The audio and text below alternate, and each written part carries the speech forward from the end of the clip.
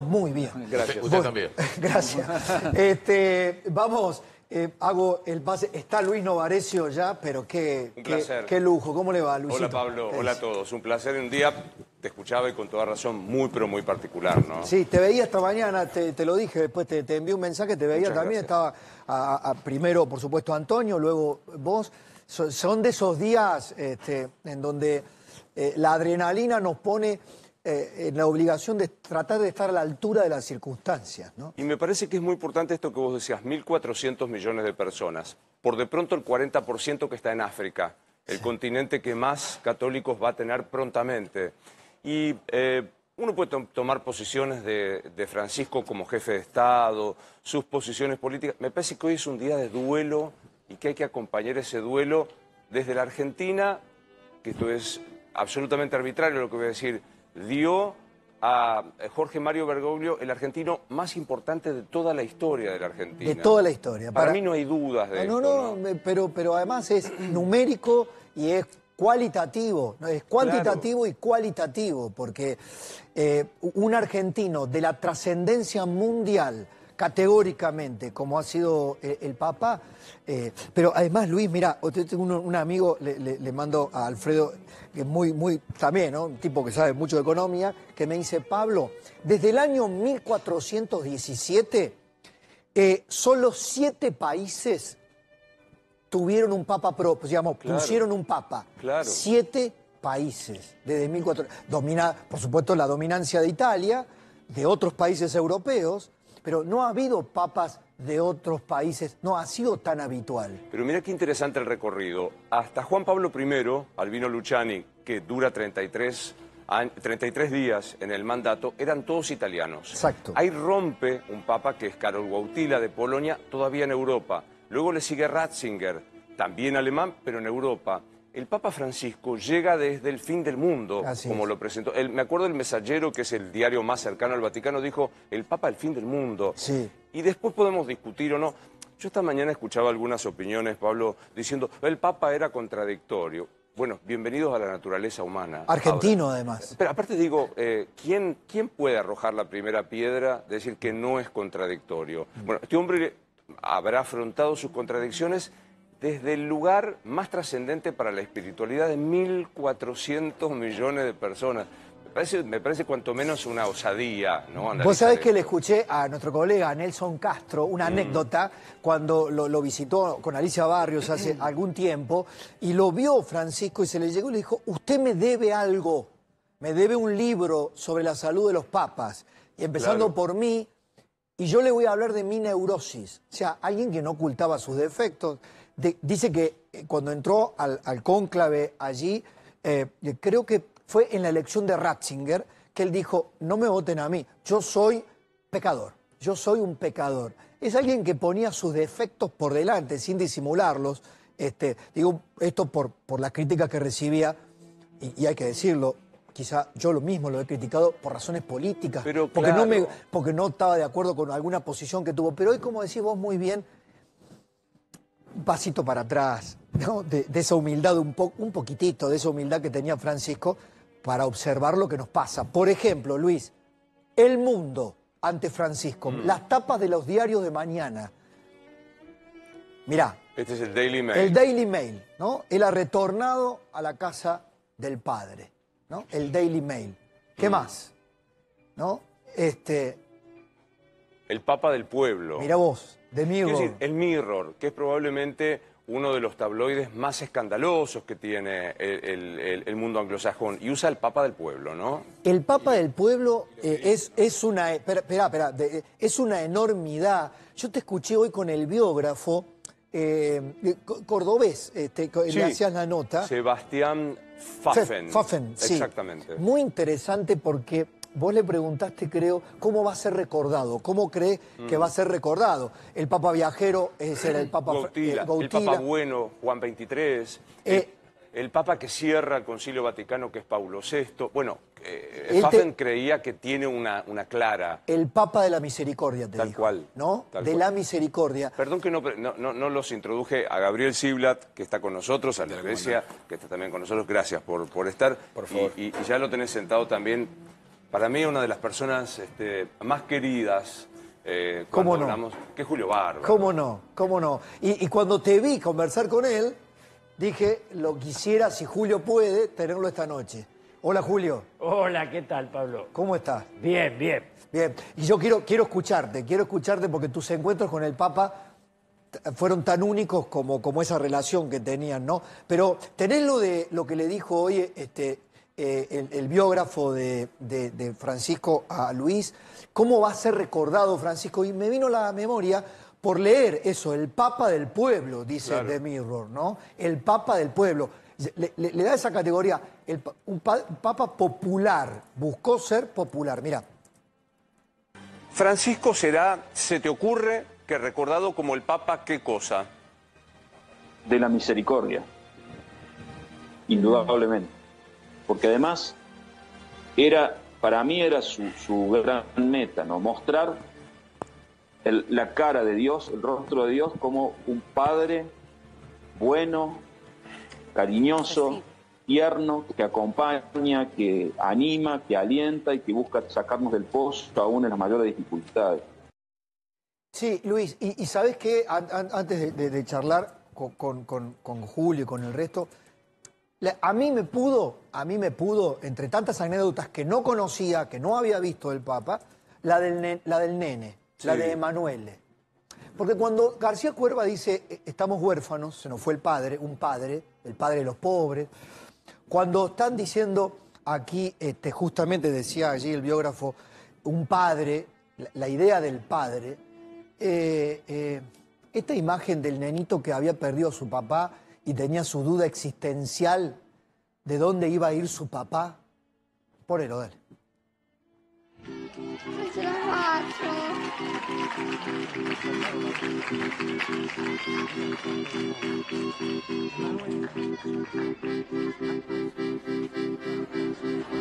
No se animaba a decirlo en voz alto. Vieni da me, Manuel. Claro, él le tenía que decir da algo me al Papa. dimmi dall'orecchio, Entonces lo llama, dimmi dall'orecchio. decímelo a la oreja. Vos sabés italiano, Luis, mucho mejor que yo. Y ahí va Emanuel, lo abraza como un padre o un abuelo. Magari tutti noi potessimo piangere come Emanuele. Poco tempo fa è venuto a mancare mio papà.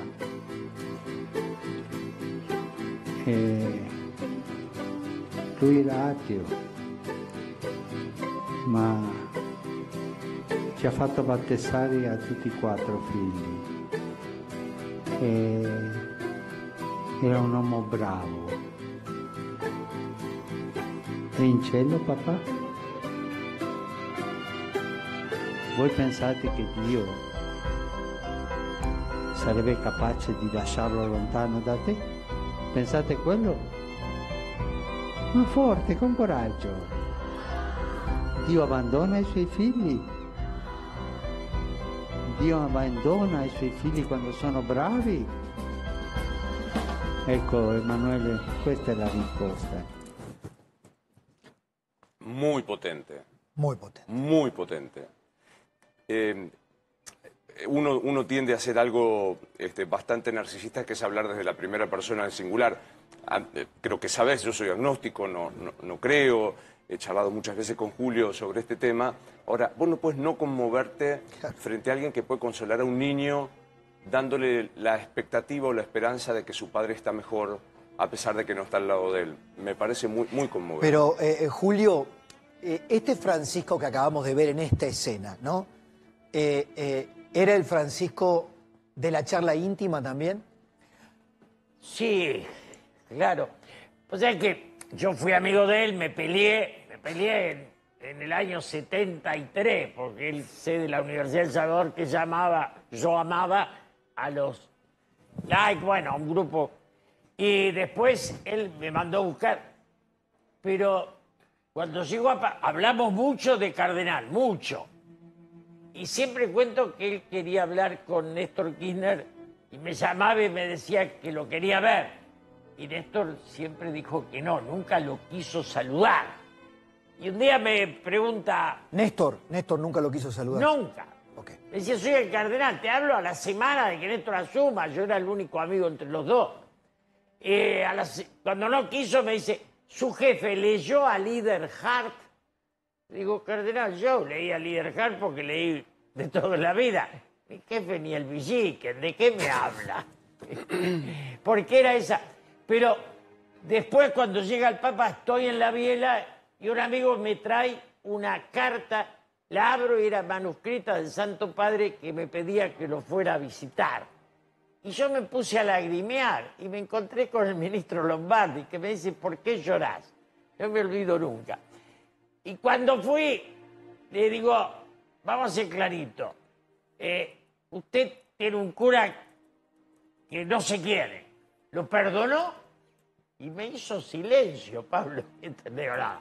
Si usted llegó a Papa y no perdona, yo que soy un laico, pero el tema central que yo planteaba con él era la iglesia y los divorciados. Porque yo era católico divorciado. Claro. Y entonces yo lo cargaba un poco y le decía, cuando era cardenal, si yo la mato, la iglesia me perdona. Pero si no la mato, no puedo comulgar. Entonces, ¿cómo es la historia? Usted me pide que la mate. Entonces, te quiero decir un debate que era medio con humor, pero era profundo, porque la iglesia nos había marginado y los divorciados éramos multitud, como las diferentes sexualidades. Mi papá era muy católico, y mis padres divorciados, mi papá ya falleció, divorciado desde que yo era muy chico. Y mi papá casi que te diría, hizo una conversión muy fuerte hacia un catolicismo muy practicante, Luis, muy practicante. Pero claro, era divorciado. No te podían dar la comunión por ser divorciado. Exactamente. Ahora, también el programa tuyo esta mañana fue muy prolífico, Luis, porque también se pasó por allí una pregunta que me quedó, y digo, lo voy a charlar a la noche. ¿Cuán progresista fue Francisco para los progresistas? ¿No? Nada. Digamos, el progresismo es el asesinato del pasado. Y él era un tradicionalista en serio. Era marechaliano, era borgiano. Yo le conté a Luis que un poema de Borges, que yo conocía bastante y sé que él lo sabía de memoria, un día le digo, quiero recitar un poema con usted de Borges, darme ese lujo. Y dije los primeros versos y él lo siguió. Que era ese... Solo una cosa no hay, es el olvido, Dios que marca el metal, marca la escoria y cifra en su profética memoria las lunas que serán y las que han sido. Y él lo continuó. Y yo digo, bueno, después de poder tener un verso de Borges, él se había encontrado con Borges. Yo quería que eso se reviviera en los medios porque era muy importante ese encuentro. Él una vez me cuenta que lo afeitó, porque Borges era ciego, y lo llamó y le dijo, no me puedo afeitar, y lo afeitó.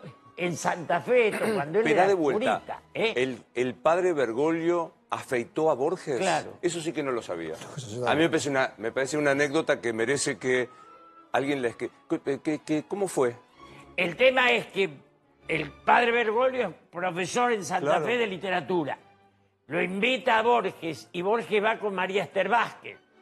Yo no soy biógrafo de Borges, lo escuché del biógrafo y lo hablé con él y le dije publicarlo y mucha importancia no le dieron.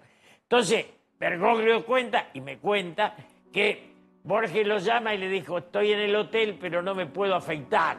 ¿Por qué no me afeita? Y él cuenta que lo afeitó. ¿No es genial? No, totalmente. ¿No es genial? Sí, sí, sí. Porque aparte digo, el señor que está acá sentado, Julio Bárbaro, es sumamente humilde y no va a querer contar esto. Técnicamente o tradicionalmente las audiencias del Papa duran 25 minutos. Sí. Y a los 26 aparece el secretario a decirle a su santidad tiene otra. Vamos. Con Bárbaro parece, me cuentan los chismosos, que el Papa los echaba a los secretarios, decía, estoy hablando con... ¿Cuánto tiempo pasabas hablando con él? Un poquito más de una hora. Y yo me enojaba porque decía, le estoy sacando el tiempo al hombre más importante de la humanidad. Y después Alicia Barrio me llamó y me dijo, ¿vos no te das cuenta que él con vos se distrae? Les quiero a los dos acá hacer una pausa. Recién decía Eduardo Feynman que una de las más importantes, si no la mejor nota que le habían hecho a Francisco había sido la de Daniel Haddad. Sin duda. Te cita Daniel a vos, porque esto viene muy a cuenta de algo que nos pasó a todos por estos últimos minutos, por estas últimas horas. ¿Vio venir la muerte? Él hizo una reflexión sobre la muerte cuando Haddad se la preguntó, a partir de una pregunta que siempre haces vos. Dale. Hay un periodista argentino que se llama Luis Novarecio que hace unas entrevistas muy íntimas y siempre hace la última pregunta, que es igual, y dice: ¿nos morimos y qué pasa? ¿Qué piensa usted que pasa en el momento siguiente? Y va a haber una luz muy grande, una felicidad muy grande, un encuentro muy grande en el camino del encuentro con Dios, ¿no? Yo creo que Dios hasta último momento espera y ayuda. Hay un capitel muy lindo, medieval, en la catedral de Vézelay. De una parte está Judas ahorcado y el diablo que lo tira para abajo. De la otra parte está el buen pastor que se lo lleva con una sonrisa irónica. Ese es el drama. ¿Quién gana al final? Y gana este. Siempre. Es súper interesante. ¿Qué respuesta? Es esta historia que también hoy conversábamos, Julio, ¿no? De que el hombre que representa la religión que cree en la vida eterna vea de esta manera la llegada de la muerte, ¿no? Yo hablé mucho con él de la muerte, hablamos de la cremación. Yo le decía que los cementerios modernos, para mí, tienen algo de negar la muerte porque no tienen ningún recuerdo, y entonces una chapita que se pisa, y hay una convocatoria al olvido. Haddad, que fue mi amigo y es mi amigo, me llamó por esa entrevista. Debo haber sido uno más de los que llamaron al Santo Padre, pero Daniel siempre fue muy respetuoso y esa entrevista es maravillosa. Es muy... Y además la cita vos, yo he hablado con él de vos, porque tu Bien, pregunta... ¿hablaron bien de mí? Bien de vos. Menos mal, no, pero menos mal. Tu pregunta, en serio, era muy religiosa. Porque lo que molesta es el ateo que se cree superior. Pero lo que pasa es que Novarecio no es creyente que se ateo, cree es superior. agnóstico. Es agnóstico. Es agnóstico. Sí, no, pero eso... Si lo convencen, en algún momento sí. Si Claro. lo convencemos, a lo mejor...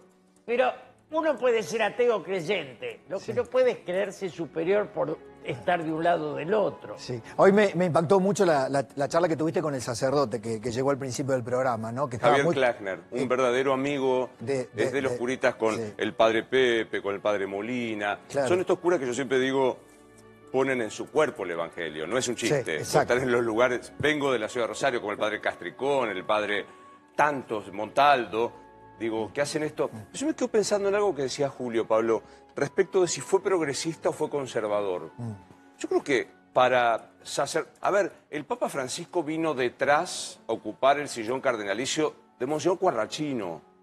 El Papa, evidentemente, entonces el cardenal Bergoglio fue progresista. Ahora, si vos lo comparás con los sectores de la teología de la liberación, con los teólogos con los que se peleó, con el teólogo alemán con el que se... Bueno, podrá ser más conservador. Bueno, yo digo, entre medio de tanta trascendencia, hacer pesar más la opinión de uno que el papado, me parece un tanto soberbio. Hay un párrafo cuando le preguntan sobre Haddad le preguntan sobre la muerte, que es muy ilustrativo de la hora.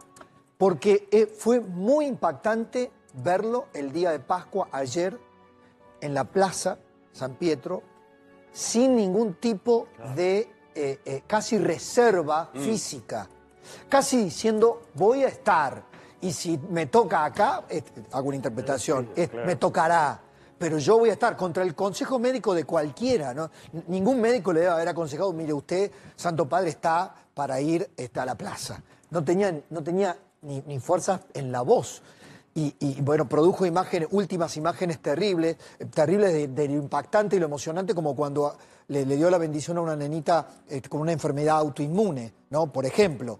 Pero a él le habían preguntado ya hace algún tiempo sobre la muerte, ¿no? Además de esto de esta primera pregunta, avísame si cuando la tengas, Gonza, lo vamos a poner, porque él decía algo así como: yo no quiero, lo único que pido es que me tome inconsciente la muerte. Yo quiero verla venir. A ver, de lo que lo conocés, Julio, la vio venir después de estar 38 días, 40 días internado en el Gemelli. A mí me mandó a llamar. en septiembre, yo fui en noviembre. Y yo le dije a Carmela cuando salí, porque llegué y le digo, Santidad, Dios me quitó la vista, pero no la maldad. Y entonces se rió y me dijo, usted es un atorrante que fuma bajo el agua, me dijo esa frase, sí, porque tenía esas salidas. Pero él tenía claro y yo tenía claro que me fui a despedir y él quería que yo vaya a despedirlo. Salí y le dije a mi hija, es la despedida. Yo en algún momento creí que me tocaba a mí primero, pero sabía que era la última vez que lo veía. Julio, ¿vos le dijiste estamos en lista de espera? Sí, claro. Pero ¿y si estamos en lista de espera? Si vos ves las bajas, pero esto es asumirlo, ¿qué querés? Que sí, me hace acordar, sí, claro, me hace acordar un viejo poema, creo que era de César Vallejo, que decía todos han muerto. ¡Claro! ¿No? Y empiezo a ver todo lo que... Me morí en París con aguacero un día del que tengo ya el recuerdo. Tal cual. Bueno, mirá, tenés la parte, qué lujo que nos estamos dando, Novarecio. Mirá, en un día tan particular, esta parte, ¿no? Que se conecta con estas últimas horas del Papa Francisco. La pregunta que sigue tiene que ver con algo que para todo humano es algo que sabe que va a pasar y no sabe cuándo nunca, que no sabe cuándo, que es la muerte. ¿Usted, máxima autoridad de la Iglesia, le tiene temor a la muerte? No. No, sé que va a venir. Alguna vez que me pareció que podía haber riesgo, me preparé. Cuando tuve que hacer la operación, que iba a haber riesgos. Pero lo que le pedí al Señor que no me agarre inconsciente, eso no, que al menos la vea venir. Dicen que es raro que exista el miedo a la muerte. El miedo es verla venir. Así que verla venir para saber el fin. Esa parte, ¿no? Para saber el fin, ser consciente del momento. Es re impactante, para los que no somos creyentes, todos los sacerdotes, todos los religiosos con los que hablamos decían, es un día de tristeza por la pérdida física, pero es un día de alegría por haber tenido al Papa como Papa y por saber que se encuentra en un estadio mejor que el que nosotros... Digo, para los que no somos creyentes, la pérdida de alguien querido es algo tristísimo. Te pones lo suficientemente egoísta como decir, se fue definitivamente. Si vos tuvieras que decir, Julio, respecto del padre Bergoglio, ¿con el te peleaste en el 73? Sí, me peleé feo. Después me mandó una carta larga en la cual citaba a Romano Guardini para ver teología, la tengo ahí. Pero digo, ese cura, ¿se parecía al que luego fue papa? Sí. Era eso ya ahí. Digamos, él estaba sacando a los curas de la universidad porque los quería en la villa. Y hay un tema que yo solo recuerdo y lo discutí con él también. Los jesuitas en la Universidad de Salvador se casaban. Los curas, vos lo pones con ese mundo y se casan. Y habían tenido una deserción enorme. Cruden, Moyano, Galarrá, un montón se habían ido. Cada vez que casabas un director espiritual, se te casaba él. Entonces... Que se te casaba con ese. Claro, se te casaba con ese. Claro. Y él, ahí es donde se da cuenta que la Universidad de El Salvador no es el lugar donde él quiere ser apóstol. Te voy a hacer una pregunta políticamente incorrecta un día como hoy, pero no creo que lo hubiera respondido con... sabía cuán consciente era de su ambición de poder, porque en algún momento yo creo que él confesó que él tenía una ambición, se sabía con ambición de poder. Mirá, cuando lo vi por primera vez le digo, ¿está mejor acá en Roma? Me dice, Julio, soy feliz, no dependo de nadie. Esa era el poder. Claro. No tengo nadie arriba, es el poder absoluto. Entonces, pero era un poder de la sabiduría, era un poder... Eso sí que era una batalla cultural, que la usamos tanto este término sin saber para qué sirve. Él la dio. Y el tema de la unión con las otras religiones. Vos fíjate que hoy los rabinos hablan, cuando mi nieta se quiso quiso ingresar, la hija de Gerardo Rosín, quiso asumirse judía, hizo su bar mitzvah. Yo se lo conté y me dijo, qué alegría, el rabino Goldman es mi amigo, y Daniel Goldman me llamó. Ese mundo lo generó él. Claro. No era anterior a él, no existía. Pero esa frase que acaba de contar que te dijo, soy feliz, no dependo de nadie. Sí, esa me la dijo exactamente así. Bueno, era un hombre feliz sabiendo el poder que tenía y administrándolo. O no era alguien a quien le pesaba el poder. No, en eso. Un jesuita. Era un jesuita. Un jesuita. Además, cuando llego me dice, ¿sabe la cantidad de problemas que tengo acá? Digo, mire, me educaron ustedes. Me decían siempre, en el conflicto se crece, así que no me venda el conflicto a mí, si lo inventó usted. Claro. Se reía. Claro.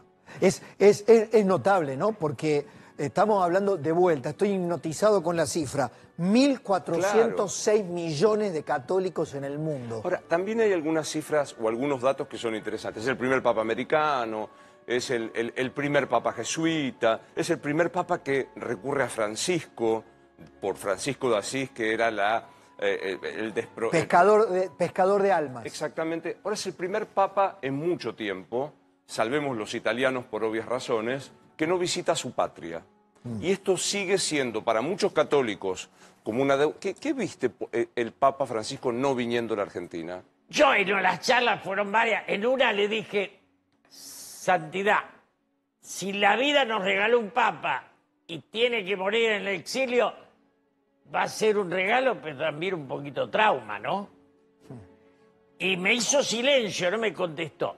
Pero claro, yo después le dije, yo asumo que si usted hubiera nacido en Brasil, era la unidad. Y me miró y me dijo, en Chile también.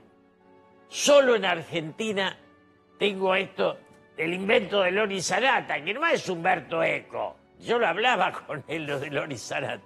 Es un pobre tipo cuya única virtud es elegir al Papa de enemigo. Pero no es porque sea... Digo, no es Humberto Eco, lo digo en serio.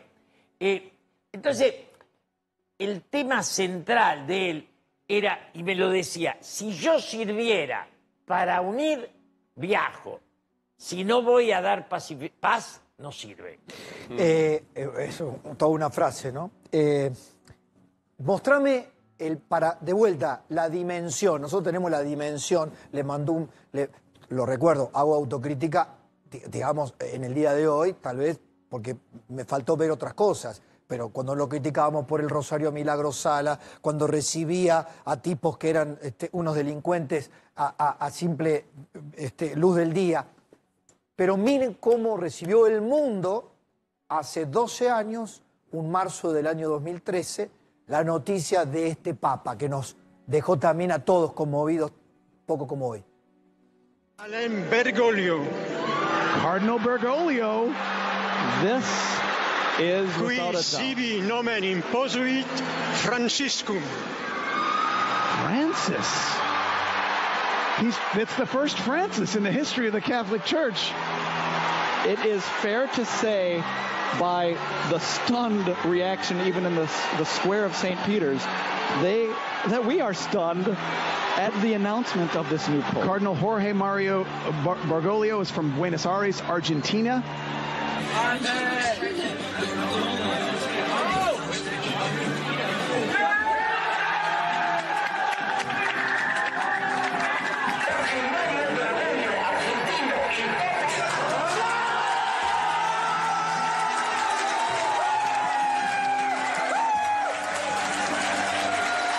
Archbishop of Buenos Aires in Argentina.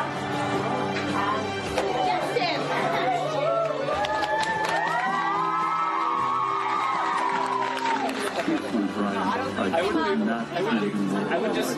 Well, that's a very quick review. No.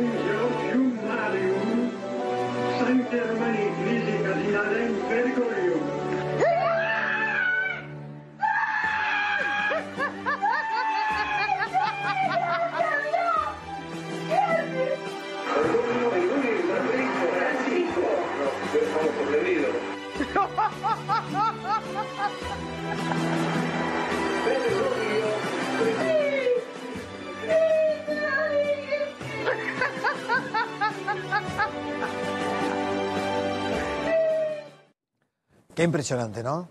Que... Casi me pareció simpático que la primera transmisión de un canal católico de Estados Unidos era casi una transmisión de un partido de fútbol. Sí. O sea, que estaba pateando el penal decisivo y entró inesperadamente o atajó inesperadamente el Dibu Martínez, ¿no? Gaby, querías decir algo. Es que es inevitable cuando uno ve estas imágenes recordar lo que uno vivió en ese momento. Yo estaba en la redacción de Perfil en ese momento y la celebración fue como el gol de un mundial. Sí. Fue así, que en las redacciones se viven situaciones así y se celebró, y creo que lo importante de Bergoglio es que marca el momento donde se anunció, todos recordamos dónde estábamos y probablemente todos recordemos dónde estábamos cuando nos enteramos de la muerte también. ¿Puedo cerrar este bloque agradeciéndote enormemente, Julio, por haberte llegado hasta acá?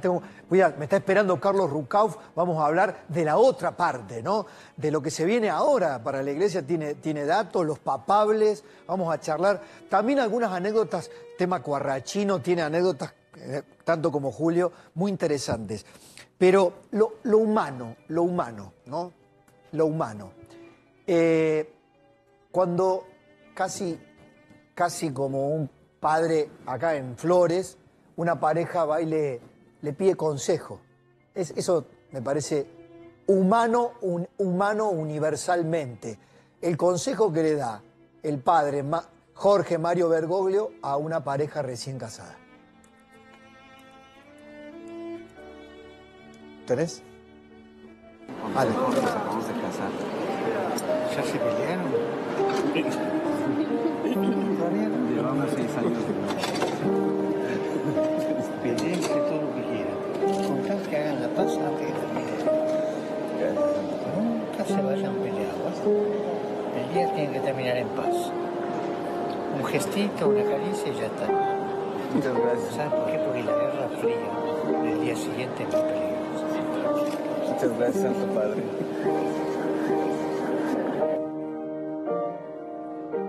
La guerra fría del día después es muy peligrosa. Un concepto político aplicado a la relación humana, ¿no? Chapó, Julio.